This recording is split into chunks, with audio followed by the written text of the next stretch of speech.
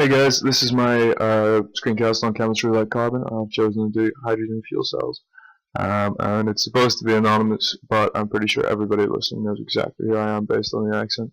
So, please be kind. Anyway, here we go. Hope you enjoy it. Hey, beautiful. Okay, so the general theory behind the technology. Hydrogen gets pumped in alongside water to the anode, which is platinum electrocatalyst. It splits it into protons and electrons. The electrons go along the wire and do work because it can't pass through the proton exchange membrane, the PEM, or the electrolyte on the diagram. So the electrons are forced down the path of least resistance, which is along the wire. And this creates a current and does work and lets you power things. And then the electrons come out the other side at the cathode, where the oxygen is pumped in, and the protons will move through the PEM towards the cathode as well, where the oxygen, protons, and electrons all meet and become water, which is given off as waste. Electrolysis means that it can be broken down into hydrogen and oxygen again. And then here's some nice equations I prepared. So the actual interesting thing about this is the proton exchange membrane, the PEM. Basically, the usual one used is the DuPont Nafion trademark proton exchange membrane, which is a multi-phase structure, hydrophobic continuous phase, which is essential for the structural integrity of the membrane, and then it's interspersed with hydrophilic non-continuous phases of sulfonic acid groups with water.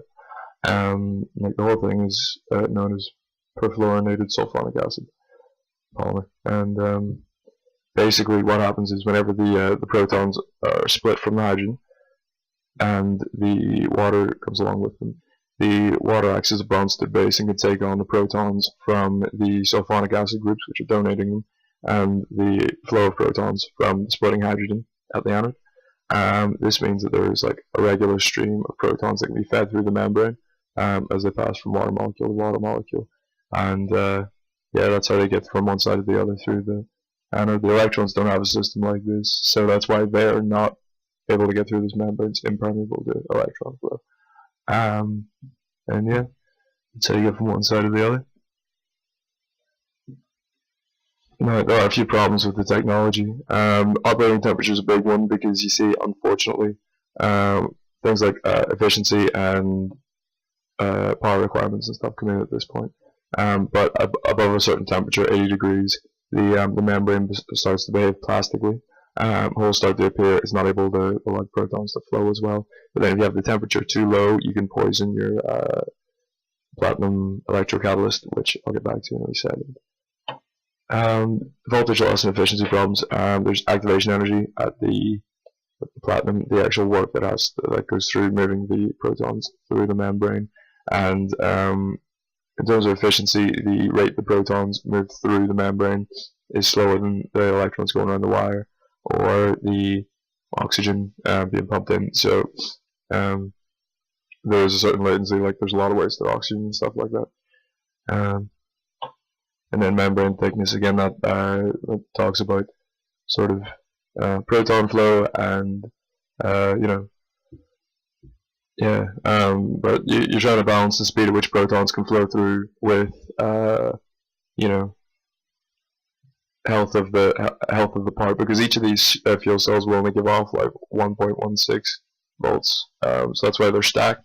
But because of that, a lot of parts need to be maintained. A lot of things need to be kept an eye on. I'm just noticing that there's a man poking his head out of the machine in the diagram. It's hilarious. Problems with integration of the technology. Well, there's no infrastructure.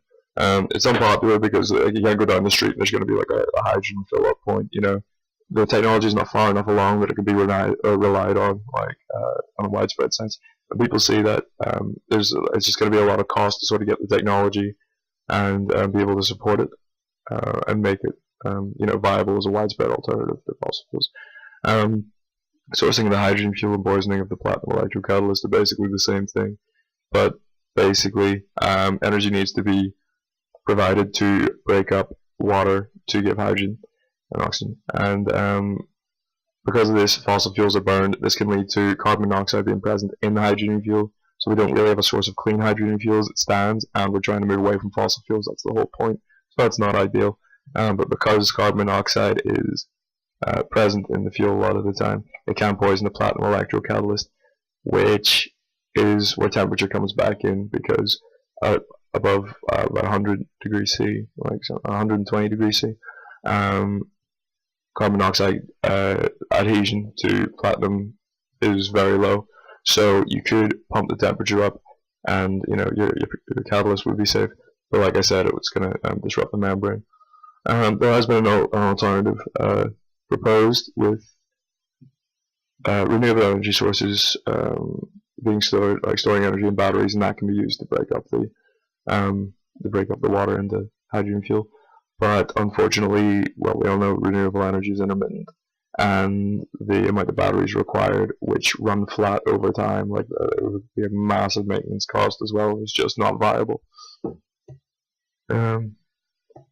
So yeah, I mean, like, we use hydrogen fuel in rockets. We've had a lot of success there, and we're definitely making great strides. But the energy crisis is still ongoing, So we just have to keep pushing at it and trust that whenever the technology is there, that people will be accepting. It'll be popular. It'll be all right. Okay. Well, thanks for listening, guys. It's been a pleasure. Have a nice day. Be kind in the peer review. Cheers.